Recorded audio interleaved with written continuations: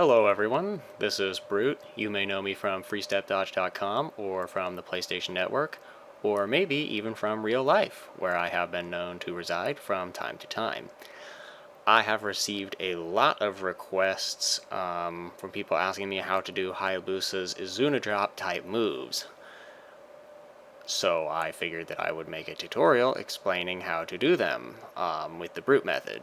And there are actually several ways to do them, but the Brute method is the best method because it is the method that I use. So, they appear a little intimidating at first, but once you get the rhythm to them down, they're actually not so bad. So let's jump straight into it. The one that I would recommend practicing with first is the Izuna Tashi. I think that's how you pronounce it. It's the 12-frame throw, standing throw version of it. It will help you to kind of get the motions, kind of rhythm and feel of move down, and that will actually carry over to all the other Izuna variants as well, because they all are comprised of the same kind of motions, just at varying speeds and tempos. So the important thing to remember is that it actually does not matter which side of the screen you're on, and it doesn't matter which side you're rotating the directional inputs in for either of the second two parts. And I'll show you what I mean by that in just a minute. So the first thing you're going to want to do is the half circle forward. That's going to be the launcher. It's going to look exactly like that. We already know that. Then you're going to want to return to the bottom and then do a half circle towards the top. Now, I always move counterclockwise. It does not matter which side of the screen I'm on for this second part. Always move counterclockwise. It will always work. This keeps your rhythm going the same throughout all your Izuna motions, regardless of what side of the screen you're on. So you don't even have to think about it at that point, which is extremely useful.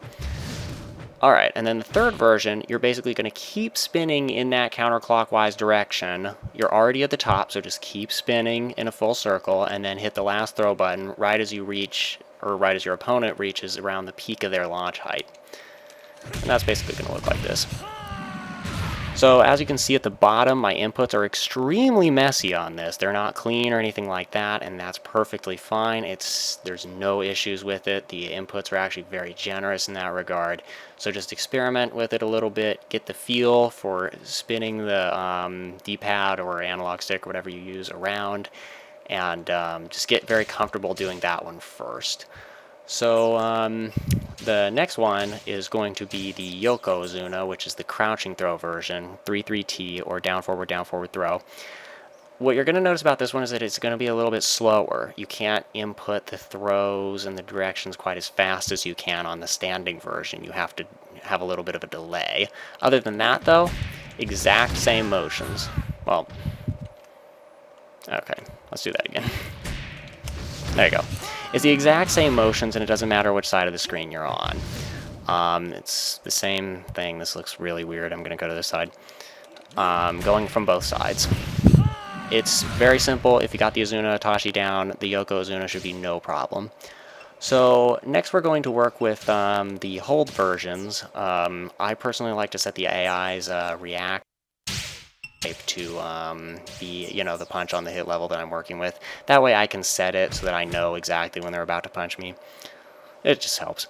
So the first one of the holds is the Senko Izuna, which is the high punch hold version. A lot of people seem to consider this one to be the most difficult, and I believe that's because it has to be in all the directions, and buttons have to be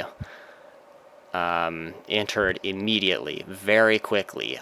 So I think a lot of people in an actual fight, they'll land this move, and then they'll see it, and then they'll think, oh, okay, it actually worked, now I can input the second two directions. By that point, it's already too late. You really have to expect the move to be coming, and it all has to be one solid, fluid motion.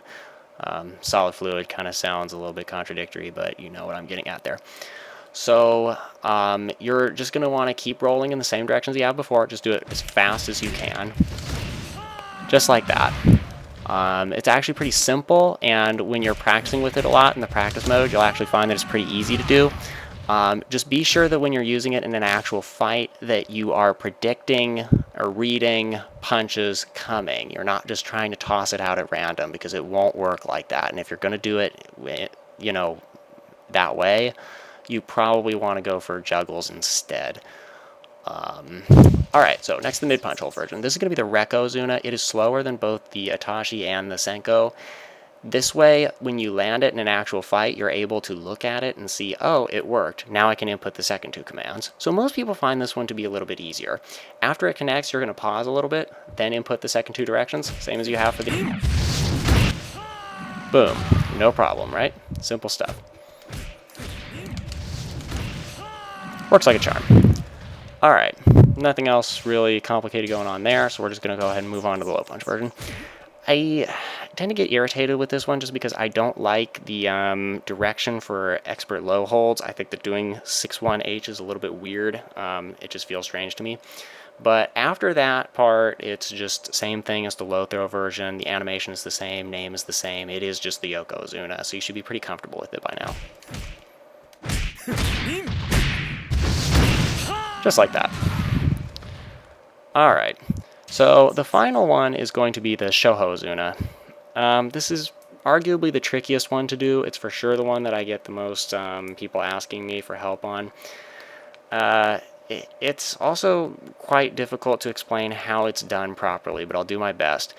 After the initial launch, then you're going to want to buffer the 2 punch strikes as fast as you can. The buffer window is large. Don't worry about hitting them too early. Just hit them as fast as you can. While you're hitting those 2 punch buttons, you should already be moving the D-pad or the analog stick or whatever you're using for directional inputs. You should already be moving that in circles as you're hitting the punch buttons. You need to get the full 360 motion going. And you're just going to want to keep spinning that. Doesn't matter which direction. I keep doing it counterclockwise, just like I do with the other ones. You can find your own method that works, but I find that that's just the easiest. And then I actually hit the throw button 3 times. Once slightly before the 3rd punch connects, and then I wait a little bit, and then I hit it again as the 2nd punch connects, and then once again really quickly right after that 2nd punch connects. So like this. Or not like that. Or that. Like that. Okay, there we go. And so I kind of buffered that away, but as you can see at the bottom, I have that 1 throw going before the second 2 always, and I just find that that seems to work for some reason. I don't exactly know if there's a science behind it, but I always tend to hit it 3 times, once a little bit earlier than the second 2 times. But if you look back at where the punch buttons are being input, all the way back at the beginning, I'm already moving the D-pad in circles, going counterclockwise, so that I make sure to get that full direction by the time that I have to press the throws at the end. And that's basically all there is to it. If you enjoyed this video, if you found it helpful, let me know. And if there are any other Hayabusa tutorials or general game tutorials, info, anything like that that you would like to see from me in the future, just let me know and I'd be happy to help.